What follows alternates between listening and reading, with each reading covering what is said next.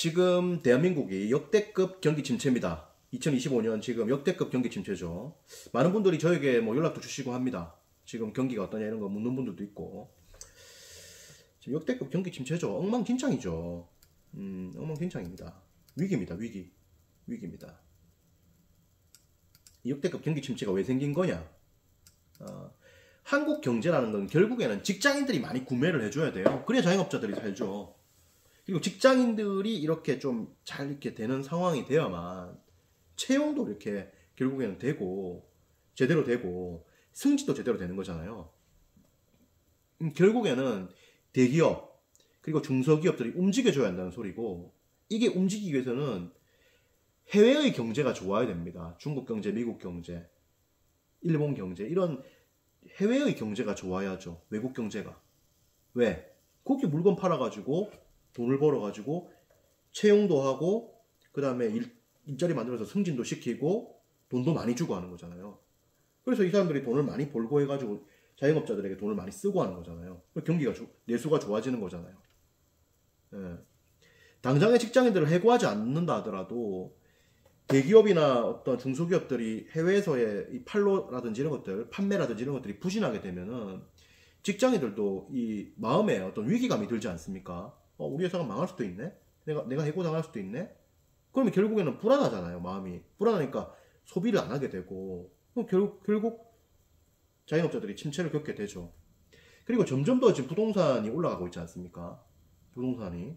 그러니까 쓸 돈이 없는 거죠. 부동산에 묶여가지고 쓸 돈이 없는 거죠. 부동산에 이제 묶여있고, 그러니까. 그래서 지금 이런 상황이 지금 쉽게 극복이 안 돼요, 지금. 부동산 가격이 내린다. 이러면 이제 나라 망하는 거 비슷하게 그렇거든. 부동산 가격이 내리면은 소비의 대침체가 이루어지는 거거든요. 부동산 가격이 오르면은 사람들이 내가 돈을 벌었네, 이런 심리를 가지게 되고 소비를 하게 되는 거지. 그리고 부동산이 오른다는 거는 신규 입주도 많다는 건데, 입주를 하면서 가구를 바꾸고 차를 바꾸고 그 다음에 소파를 사고 커튼을 달고 그리고 안에 이렇게 뭐 공사를 하면서 인테리어 공사를 하면서 인테리어 업자들도 부르고 막 이러면서 경기가 활성화되는 거거든. 건설 경기라는 게 어마무시한 거거든요. 근데 이게 부동산 가격이 내리면은 뭡니까? 내리면은 결국 신규 입주도 못하는 것이고 판매도 잘 못하는 것이고 팔아도 손에 쥐는 돈이 적은 것이고 여기서 발생될 수 있는 여러 가지 일자리들도 안 생기는 것이고 그런 거죠. 그래서 내린다는 것도 참 문제입니다. 내리는 것도 거의 불가능하죠. 그럼 계속 올라간단 말이에요. 근데 어쨌든 이런 상황 때문에 지금 굉장히 힘든 겁니다. 그럼 어떻게 해야 되느냐? 자기 스스로가 이제 생각을 좀 해봐야죠. 어떤 식으로 이제 승부를 할지를. 자기 스스로가 그 자기의 특기와 장기가 뭔지를 좀 잘 봐야 됩니다. 그걸로 결국 승부를 해야 되고, 그리고 가능하면 이제 외국에다가 뭘 팔 생각도 하긴 해야 돼요. 외국에다 팔 생각도 해야 되고, 팔 수 있다면은. 그리고 힘을 좀 합칠 수 있다면 다른 사람들과 같이 이렇게 뭔가 사업을 한다든지 이렇게 해가지고 일을 좀 일으킬 수도 있죠. 자본금이 좀 부족할 수도 있고 아이디어가 부족할 수도 있고 추진력이 떨어질 수도 있으니까 한 5명이서 이렇게 모여가지고 한다든지 그런 것도 필요하고. 결국에는 이제 그렇다. 그래서 한국 경제가 결국에는 지금 그 외국 경제가 지금 어려워서 그런 건데, 뭐 기대를 지금 할 수가 없는 상황입니다. 중국도 지금 보십시오. 한 달에 뭐 19만 원 정도 월급 받는 사람이 뭐 60명이라고 하고, 중국이 좀 그렇다고 하고, 지금 뭐 석박사를 졸업하고도 석박사를 따고도 지금 오토바이 배달하는 사람들이 뭐 7만 명, 지금은 거의 한 10만 명이 육박한다고 하죠. 그리고 지금 뭐 중국이 지금 오토바이 배달부로 일하는 사람들이 1000만 명, 그리고 그 다음에 뭐 차량기사 이런 걸로, 운전기사 이런 걸로 일하는 분들이 2천만 명, 총 3천만이 이렇게 지금 일을 한다고 하죠. 1년에 대학 졸업생들이 1200만 명이라고 하고, 1200만 명이면 서울 시민보다 인구가 더 많아요. 그 사람이 졸업을 하는데 일자리가 어디 있습니까? 중국이 지금 일자리 없잖아요, 지금. 그리고 그동안 상당 부분 이제 건설 경기에 좀 의존을 해왔고, 건설 경기 좀 개판이고, 골 때리죠, 중국도. 미국도 뭐 그렇게 상황이 좋지는 않습니다. 지금 미국이 지금 제일 좋긴 한데, 전 세계에서 제일 좋긴 하지만은 미국도 힘드니까 관세 가지고 협박하고, 뭐 협박이 아니지, 뭐 실제 돈 받으려고 하는 거지. 미국도 뭐 부채가 지금 어마어마하잖아요, 사실은. 연명하고 있는 거지. 독일도 지금 중국에 이렇게 기대고 있기 때문에 독일 경제도 지금 개판이고, 일본도 지금 힘들고, 다 힘든 거죠. 이제 앞으로 점점 더 힘들어집니다. 그래서 스스로가 좀 궁리를 잘해야죠. 나는 결국 뭘로 승부할 건가? 직장만 믿고 있는 것도 바보 병신이에요. 왜냐면 직장 오래 다닐 수 있는 사람이 누가 있습니까? 대한민국에. 대기업에서 60세, 65세까지 다닐 수 있는 사람이 누가 있어요? 그리고 60세까지 다닌다고 뭐 대한민국 지금 뭐 사실은 뭐 됩니까 지금? 60살까지 다녀가지고 노후 대비가 돼요 지금? 더 다녀야 되지. 한 75세, 75살 뭐 이 정도까지는 지금 일을 해야 되는 그런 상황 아닙니까 지금 한국 상황이? 그러니까 결국에는 뭐냐? 젊을 때부터 내가 뭘 가지고 승부할 건지를 잘 생각을 하고 그거를 파야죠. 파야죠. 틈새라든지 틈새를 좀 많이 봐야 됩니다. 틈새를 많이 봐야 돼요. 해외 진출도 생각해야 되고 그렇게 해가지고 자기 길을 가야죠. 물론 이제 직장 생활을 열심히는 당연히 해야 됩니다. 그래서 최대치로 올라갈 수 있는 데까지 올라가면 좋죠. 그렇게 해가지고 기회를 보고 근데 여의치 않을 수 있기 때문에 예를 들어서 뭐 삼성전자 상봉 한다 하더라도 빨리 나올 수도 있고 여의치 않을 수 있기 때문에 대비는 해야 된다. 자기의 주특기를 갈고 닦아야 된다. 그 수밖에 없다. 가령 예를 들어서 자기 주특기를 갈고 닦기 위해서 박사학위를 받고요. 책을 쓰고요. 유튜브도 출연도 좀 해보고요. 칼럼도 써보고요. 방송 출연도 해보고요. 이렇게 할 수도 있고 자기 주특기가 자기가 어떤 독립적인 사업체를 만들 수 있는 것이라면 그걸 만들어도 보고요. 그렇게 해봐야 되는 겁니다. 해봐야 되는 거예요. 무작정 열심히 한다고 되는 게 아닙니다. 전략을 잘 세워야 돼요. 그렇게 해서 해야 됩니다. 그리고 이거 해가 되겠나 이런 생각을 가지지 말고 이걸 했을 때 10년 이후에 그리고 20년 이후에 뭐가 될까를 한번 생각해 보십시오. 자, 지금은 아무것도 안 해도 괜찮아. 근데 열심히 하면 전문가가 됩니다. 자, 예를 들어서 변호사라든지 이런 시험도 한번 보십시오. 개뿔 아무것도 모르잖아요. 모르는 상태에서 3년, 5년 공부해서 고시 붙는 거잖아요. 아무것도 몰라도 돼요. 오랜 시간 투자하면 결국 전문가가 됩니다. 하기 때문에 방향을 정하고 10년, 20년 후에 길을 보고 그걸로 가야 돼요. 그걸 가야 됩니다. 그리고 정 의심스러우면은 그 길이 제대로 된 길인지 안 된 길인지 의심스러우면은 그 길을 간 사람들에게 물어보면 됩니다. 그래서 결정하면 돼요. 저도 여기까지 오면서 엄청나게 고생을 많이 했습니다. 엄청나게 고생을 많이 했어요. 왜? 책을 제가 20권 넘게 썼잖아요. 책 쓰는 거 누가 알려주는 사람 누가 있습니까? 요즘은 책 쓰기 수업이 있죠. 제가 책 쓰기 수업 하잖아요. 책 쓰기 수업 저한테 배우면 돼요. 제가 지금 수업료도 많이 싸잖아요. 저한테 배우면 됩니다. 그럼 금방 책 씁니다. 제가 뭐 검증된 포트폴리오도 많잖아요. 근데 옛날에는 책 쓰기 이런 게 없었어.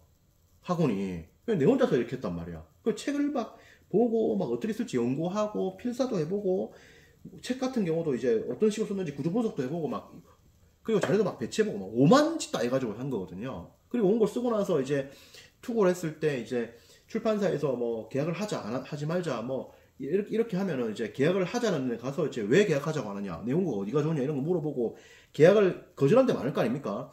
거절한 데 가가지고 그 무적배기 찾아갔다니까 출판사에 무적배기 갔다니까 그냥 가가지고 뭐 예를 들어서 뭐 북기 출판사 이런 데 갔단 말이에요. 가가지고 뭐 정희용 뭐 편집장님인가 그분 만나가지고 그냥 예를 들어서 그분 실제 내가 가서 만났어요. 그렇게 그냥 갔어. 그냥 약속 이런 거 없어. 이메일 뭐 약속 야 보십시오. 제가 그때 20대 책을 썼거든. 아니 만나야 주겠냐고 지금 바빠 죽겠는데 시간이 돈인데 뭐 병신입니까? 서울 사람들이 뭐 한가로워요 지금. 뭐 서울 사람 아니고 다른 사람도 마찬가지야. 한가롭냔 말이야. 돈 뭐 30분 1시간 내는 게 돈이 얼마인데 그게 맞잖아요. 근데 20대 뭐 청년이 이렇게 가니까 좀 불쌍하잖아. 사실은 불쌍하고 뭐 어린애가 좀 해보겠다고 하는데 좀 이렇게 도와주고 싶은 그런 거 있잖아요. 뭐 열심히 해보겠다면 머리수라도 쓰다듬어 주고 그런 게 사람 심리 아닙니까? 그러니까 막 무작위로 간 거야. 가가지고 좀 이거 원고 이거 왜 거절했느냐 물어본 거지. 가르쳐 줄 거 아니에요. 그래서 이거 듣고 저거 듣고 그래가지고 출판사 사람들 한 300명 만나서 300명. 그 중에서 좋은 분이 또 있었단 말이에요. 예를 들어서 뭐 그 인물과 사상이라는 출판사에 심장원 편집장이라는 분이 있습니다. 심장원 편집장. 그분이 지금 돌아가셨어요. 그분이 한 만나보려고 하는데 그분 같은 경우는 그 또 상세하게 또 이야기를 해주더라고. 그 네가 학교도 동아대법대밖에 안 나오고 니 박사학위 없다. 니 판사도 아니지 않느냐 뭐 이런 얘기 하더라고. 그걸 이제 금방지게 그렇게 얘기하는 게 아니라 선생님은 뭐 박사학위도 없고 이게 이런 케이스 막 얘기하더라고. 그래서 유학도 갔다 와야 되고 이렇게 해가지고 보면은 뭐 박사학위 진심을 생각해서 이야기합니다. 하면서 박사도 받아야 되고 이렇게 하더라고. 그걸 듣고 또 누구는 또 출판사 가니까 또 편집장은 또 뭐 스맨 파커스인가 거기 편집장인데 그분 또 만나니까 그분은 또 내한테 또 얘기도 해주더라고. 그러니까 세상에 없는 책을 써야 되는데 세상에 너무 많은 책 썼다. 이러면서 이제 수요와 공급 법칙을 막 이야기하면서 막 이렇게 또 이야기하고 막 이런저런 이야기 많이 들은 거예요. 그 듣고 뭐 출판 계약하는데 거기도 이제 계약을 한 데는 이제 자주 만날 수 있는 거 아닙니까? 그런 데는 이제 막 같이 감자탕 먹고 이러면서 뭐 이야기하는 거 있으면 그 뭡니까? 연습장이죠, 연습장. 거기 막 빼곡하게 적어 온 거야. 빼곡하게 적어가지고 뭐, 이렇게, 하면 되고 저렇게 하면 되고 막 다 적은 거예요. 그래가지고 그걸 집에 와가지고 노트로 옮기면서 이제 반추하고 생각하고 참 이렇게 써야 되고 저렇게 써야 되고 막 생각을 해본 거야. 그냥 막 고생 많이 했죠. 예. 그렇게 해가지고 이제 하나씩 이렇게 해온 거고 강의 같은 경우도 뭐 처음에 강의 뭐 알려줍니까 누가 어떻게 하는지 서울에 한 300개 강의 초반에 들었거든 몇 달 동안 그 강의 이제 파악을 하고 뭐 이래저래 뭐 고생을 말을 다 못하죠. 예, 말을 다 못하죠. 뭐 이런저런 이벤트들이 굉장히 많습니다. 일들이 굉장히 많아요. 예, 그래가지고 진짜 우여곡절 끝에 여기까지 온 거거든. 우여곡절 끝에. 우여곡절이랑 곡절은 다 겪은 거거든. 난 지금 생각해보면 그게 내 운명이라고 생각해요. 고생할 운명. 고생을 하면서 굉장히 단단해질 운명이었다. 진짜 뭐 이런 이 꼴 저 꼴 다 보고 그냥 힘든 거 다 겪으면서 단단해질 운명이었다. 그런 생각을 합니다. 그래서 결국에는 자기만의 무기를 갖추기에 노력을 하는 게 필요하다는 생각이 들어요. 역대급 경기 침체이기 때문에. 왜냐하면은 예전에는 서울대 졸업하면 끝이었어요. 그 그룹에만 들어가면 끝이야. 예를 들어서 변호사가 되면 끝이고 의사가 되면 끝이었던 거야. 근데 지금은 그게 중요한 게 아니라 서울대 안에서도 이게 격차가 너무 큰 거야. 변호사 안에서도 격차가 너무 큰 거예요. 그래서 그 집단에 들어갔다는 게 중요한 게 아니라 뭐다? 개인적 차별화를 어떻게 이룰 건가. 변호사 간에 각각 개개인이 쫙 있잖아요. 그 변호사 간의 격차들이 엄청나기 때문에 그 격차를 어떻게 낼 건가 그거단 말이에요. 그래서 결국 본질은 나 자신에게 집중해야 되고 나 자신의 무기를 갈고 닦아야 되고 그렇습니다. 판로도 여러 가지예요. 예를 들어서 서울에서 팔 수도 있지만은 뭐 미국 가서 팔 수도 있고 온라인으로 팔 수도 있고 방식도 다양하고 그런 거예요. 그리고 여건이 안 맞으면은 지금 자기가 해왔던 거 이걸 싹 다 버리고 다른 데로 가야 돼요. 노키아가 지금 망하긴 했지만은 예전에 펄프 회사 하다가 핸드폰으로 가가지고 크게 성공했지 않습니까? 그 이후에 이제 스마트폰으로 변신을 못하면서 실패를 했는데 어쨌든 이렇게 크게 변화를 하면서 온 거잖아요. 이런 것들이 필요한 겁니다. 안 되면 본업 자체의 모습을 완전히 바꿀 필요도 있어요. 그렇게 해서 가야 되고 그래서 지금은 우리가 이제 루프트 맨슈라고 하는데 유대인들이 루프트 맨슈라는 말을 씁니다. 루프트 맨슈가 뭐냐면은 공기인간이라는 뜻입니다. 그래서 공기인간, 다시 말해서 어떠한 상황에도 적응하고 어떠한 상황에도 살아남을 수 있는 그런 강인한 인재가 돼야 돼요. 그 길밖에 없는 거예요.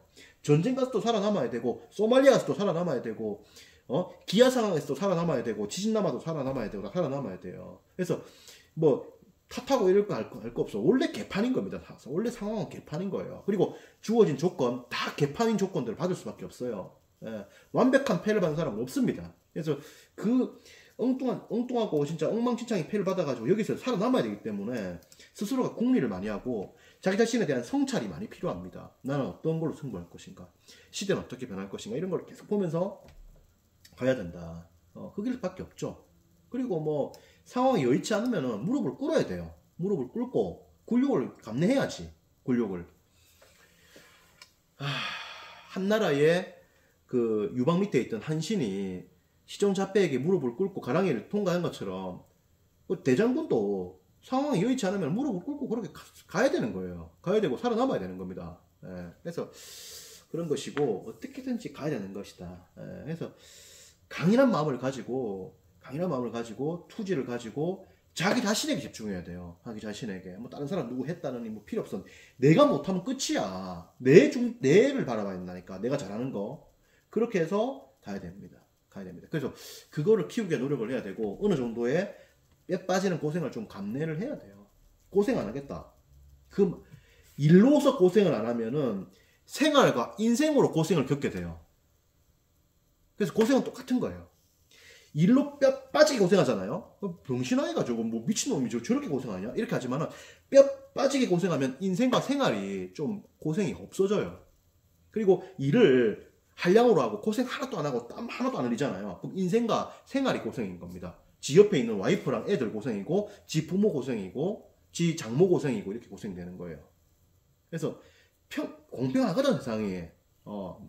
뭐 내만 고생하고 이런 게 아니거든. 내 일을 막 뼈 빠지게 하니까 생활이 편하고 이런 거거든. 그리고 뼈 빠지게 그 일 안 한 사람들, 편하게 일하는 사람들, 그럼 생활이 힘든 거거든. 공평한 거잖아 이게. 맞잖아요. 물론 뭐 공평 안 한 것도 있어요. 뭐 처음부터 편하게 사는 사람도 있고 그런 것도 있어요. 있긴 있습니다. 뭐 아주 예외적인 거, 예외 없는 법칙은 없거든. 아주 예외적인 것도 있어. 하지만 그런 걸 뭐 어떻게 살겠냔 말이야. 재벌가의 뭐 자식이다. 뭐 재벌가의 자식도 마냥 편하겠어요. 그걸 유지하고 데리고 이끌고 가려해 보십시오. 골치 아프지. 그래서 결국엔 노력이다. 역대급 경기 침체. 이거를 우리가 이제 극복하고 이기고 싸워서 가야 된다. 어쩔 수 없다. 그래도 다행인 건 뭐냐면은 지금 전쟁 난 건 아니거든. 전쟁 나면은 그냥 바로 죽는 거 아닙니까? 죽을 수도 있는 거 아니에요. 그래서 전쟁 상황이라고 생각하면 돼요. 지금 상황이 전쟁 상황이라고 생각하면 됩니다. 전쟁 나면 뭐예요? 그냥 죽을 수도 있는 거잖아요. 그렇게 생각하면 돼요. 중국에는 쌀이 없어가지고 그냥 밥을 못 먹어요. 그런 사람도 있는 겁니다. 돈 그냥 없는 거예요. 그냥 없고 그냥 뭐 게임 끝인 거예요. 그냥 뭐 아무것도 없는 거예요. 그렇게 사는 사람도 있고 더 힘들게 사는 사람도 있어요. 소말리아 같은 데는 해적질 하는 거 그거 전 국민들이 대부분 찬성합니다. 왜? 다른 사람들한테 안 뺏어오면 우리 굶어 죽을 판인데 뭐 굶어 죽을 수 있는 상황이 되면 다른 사람들 죽여서 또 가져와야 되고 식인도 해야 되고 그런 거 아닙니까? 얼라이브라는 책이지 않습니까? 난도 파라도가 쓴 책. 영화로도 나왔죠. 넷플릭스 영화도 있죠. 식인해가지고 먹고 살았죠. 안데스 산맥에서 비행기 조난돼가지고 살아남아야 됐으니까 다른 사람들 인육 먹고 살아남았죠. 뭐 인육을 못 먹는 애, 뭐 신이 우리가 도와준다느니 이런 개소리 한 사람들은 다 죽었다 이거죠. 살아남기 위해서 인육도 먹어야 되고 안 되면 이것도 저것도 해야 되고 저것도 해야 되는 거예요. 뭐 닥치는 대로 해야지 뭐 어떡하겠어. 가난하면 가난한 대로 가난한 상황이다. 뭐 원망하고 뭐 달라질 게 뭐가 있냔 말이야. 내가 예를 들어서 뭐 기초생활수급자 1급이다. 그리고 뭐 너무 가난하다. 그 원망하고 탓해봐야 뭐하냔 말이야. 극복을 해야지. 그리고 내가 이렇게 보니까 제가 이제 기초생활수급자 1급에서 그 다음에 이제 군대도 안 가고 그래가지고 제가 뭐 나름대로 자수성가한 거 아닙니까? 돈도 좀 많이 벌고 집도 지금 뭐 복수의 집을 가지고 있고 서울에도 집이 있고 제주도도 집이 있으니까 뭐 부채 대출도 하나도 없고 뭐 놀아도 지금 사실은 뭐 내 생활하는데 아무 문제가 없어요. 그 돈 나오기 때문에. 근데 뭐 뼈 빠지기 하고 있는 건데 그런 건데 제가 보니까 기초생활수급자라고 쩔 것도 하나도 없어. 왜냐면 기초생활수급자나 일반 서민이나 다 똑같이 힘들고 그리고 물론 뭐 기초생활수급자는 뭐 대학 등록금도 없고 그다음 뭐 밥도 잘 못 먹고 그다음에 뭐 고등학교 다닐 때도 그 학교에서 주는 밥 있잖아. 급식 그런 거 이제 쪽팔리게 그런 거 먹고 살아야 되고 그다음에 뭐 힘든 게 한두 가지가 아니긴 하지만은 뭐 일반적인 서민들도 다 힘듭니다. 뭐 큰 차이도 없어요, 사실은. 뭐 보십시오. 극빈층하고 일반 서민하고 왜 차이 없느냐 이렇게 묻잖아요. 내 말 맞아요. 보세요. 극빈층은 재산 0원이야. 혹은 마이너스 1억이야. 왜? 마이너스 1억은 뭐냐면 이제 물려받은 재산이 마이너스 1대를 말하는 거예요. 그럼 이제 0원이나 마이너스 1억이에요. 이거고 극빈층이고 일반 서민은 보통 일반 서민 지금 재산 얼마입니까? 한 4억 정도 아닙니까? 4억 정도. 한 4억 정도 있는 분도 일반 서민이잖아요. 4억에서 5억 정도. 0원이고 4, 5억이잖아요. 그렇게 큰 차이도 아닙니다. 벌면은 이거 한 몇 년 벌면은 한 2, 3년 정도면 이거 한 4, 5억 정도 이 정도는 저축이 가능해요. 열심히 해가지고 한 연봉 5억 정도까지는 누구나가 이룰 수 있는 레벨이라고 저는 봅니다. 그러면 1년에 한 2억을 저축을 해요. 3년이면 6억은 모아요. 그렇게 뭐 그런 것도 아닙니다. 뭐 그렇게 격차가 있고 뭐 그 떼쓰고 떼쓰고란다. 그렇게 뭐 엄살 피우고 할 정도로 힘든 것도 아니에요. 극빈층이라 해도 뭐 똑같이 뭐 서민들하고 큰 차이도 아닌 겁니다. 할 수 있는 거고. 그래서 강하게 마음을 먹고 가야 된다. 역대급 경기 침체다. 다른 나라 더 힘듭니다. 지금 한국보다. 보십시오. 이 전 세계의 어떤 제조업의 한번 역사를 한번 보라고. 지금 제조업은 굉장히 아이러니합니다.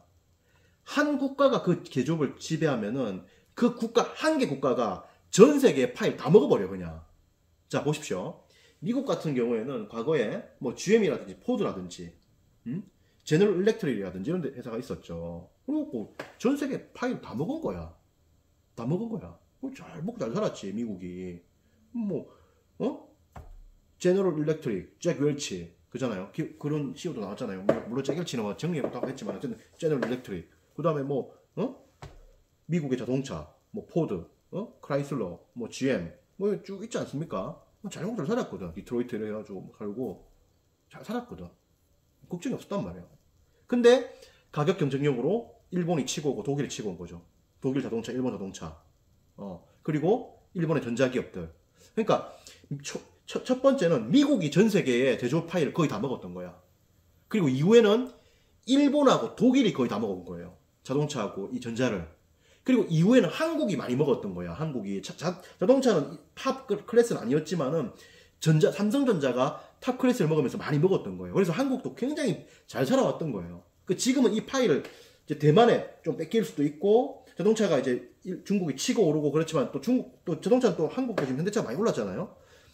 그런 겁니다. 한국가가 거의 다 먹는 거예요. 한 개국하고 두 개국가가. 그러니까 이게 참 어떻게 보면 잔인한 건데, 그래도 우리나라는 좀 잘 살아온 거지. 근데 앞으로 이게 어떻게 될지도 몰라, 이게 지금.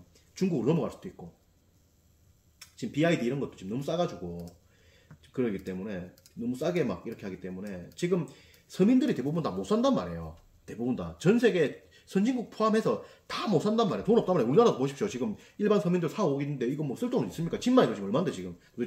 집만 해도 돈이 얼만데. 쓸 돈이 없단 말이에요. 싼 거에 다 넘어간단 말이에요. 인터넷도 지금 다 공짜로 보지 않습니까? 유튜브 공짜로 보고 다 공짜로 보잖아요. 공짜 경제, 싼 경제, 이걸로 대중 매스 경제가 간단 말이에요. 그러면서 계속 구매를 하는 거 아닙니까? 계속 구매를 하는 거잖아요. 그래가지고 돈을 버는 구조단 말이에요.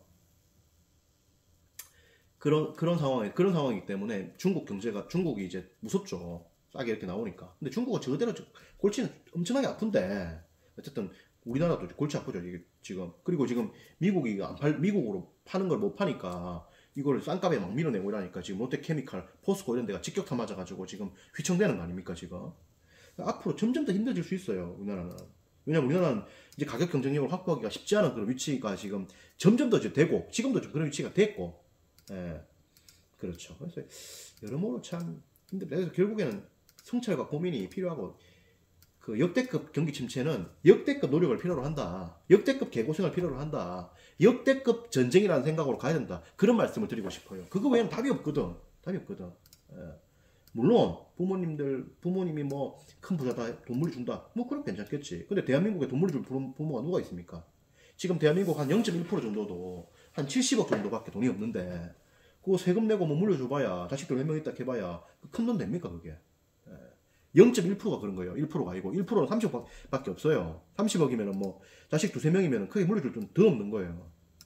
그래서 딱히 뭐 돈 받을 수 있는 사람도 극히, 부모님 돈 받는 아들 수 사람도 극히 드물고 그런 겁니다. 그래서 뼈 빠지게 고생할 수밖에 없고, 자기의 무기를 발견하고 키워가는 수밖에 없다. 그 점을 말씀드립니다. 자, 또 이야기를 해보겠습니다. 이게 힘든 시대지 지금. 근데 그나마 다행이에요. 왜 그러냐? 전쟁이 아직 안 일어났으니까. 그리고 노예로 끌려가는 사람이 없으니까. 여자들 다 팔려나가고 남자들 막 다 죽이보고 이런 시대가 아니잖아요. 감사한 겁니다. 근데 지금 그렇게 죽이보는 시대는 아니지만은 돈으로 거의 작살내는 시대가 됐기 때문에 정신 차리고 열심히 살아야 됩니다. 또 이야기를 해보겠습니다. 고맙습니다.